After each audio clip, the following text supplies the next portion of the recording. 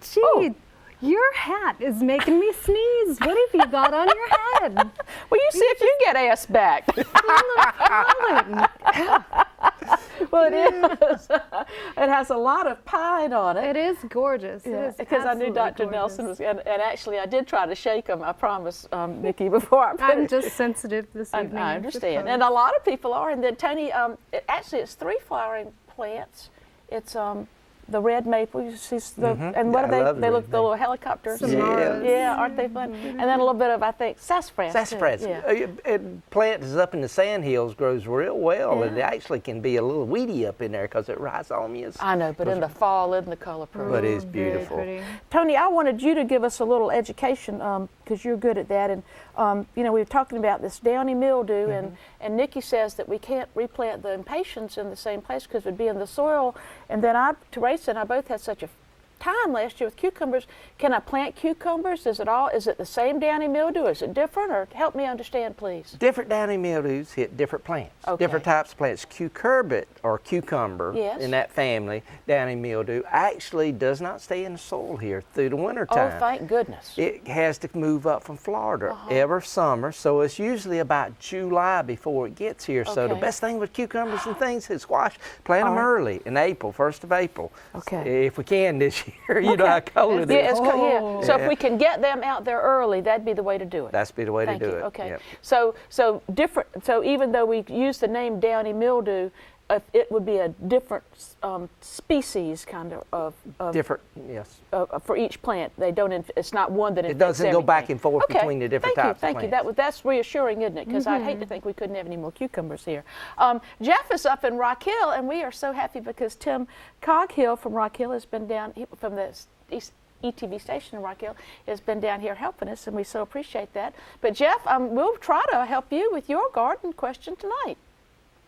Well, thank you. First of all, I'd like to say how much I thoroughly enjoy the show. And for me, it's to borrow the slogan from another network, it's must-see TV on Tuesday night. Well, you know what? We have a good time. Thank you so much. Exactly. My question is, I bought my home about 4 years ago, and I am trying to get some grass to grow in the backyard, and it does not matter what I do, fertilizer, grass seed. Every year I've been putting it out. I don't know if I'm putting it out too early or too late. And also, my neighbor told me just recently that the people who lived here before I bought it had an above-ground pool, and that they had emptied the pool out when they moved, and that's what killed all the grass. So should I have new topsoil brought in, or what do I need to do to get me some beautiful grass growing? And let me ask you, if you have any trees in your backyard, or how sunny is it?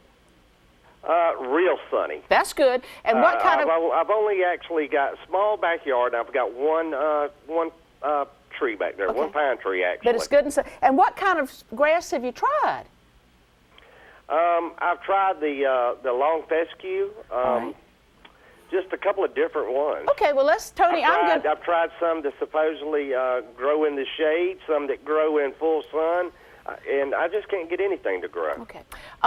Well, I don't do turf, but Tony does, or at least he knows about it. So, Tony, let's see if we can help Jeff. He's up in Rock Hill, and it's not that cold up there. I don't know if fescue is the right thing to It's try. right in that transition area where you can grow fescue, but it's a little difficult. You just have to keep it good and watered during the summertime because this is a cool season grass. It's going to struggle in It's full going to sun struggle in unless the you get the hills. right kind. And especially without any shade. A little bit of shade, the fescue would do a little bit better. I would, centipede, it's hard to beat centipede I in love South centipede. Carolina.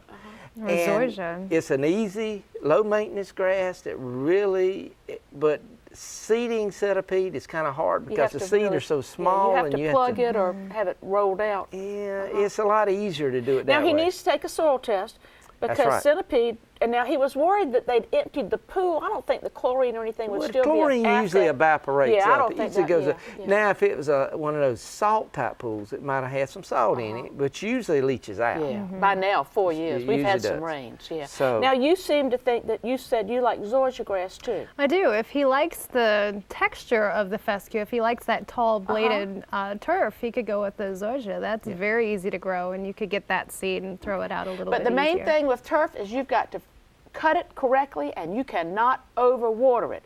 If you get an irrigation system, Tony says Now, more people kill their grass with overwater once it's established. Soil it with seed is very difficult because Okay. you have to put it right on top and not work it into the soil any because it's such a small seed to come Tiny, up. very, very little seed. tiny. Okay. So Little bit goes a you can very still do long sod way. with that too, or you All right. sprig it or plug Okay. it. But you can't overwater, can't you? A You lot sure of people can. do. Yes, you can.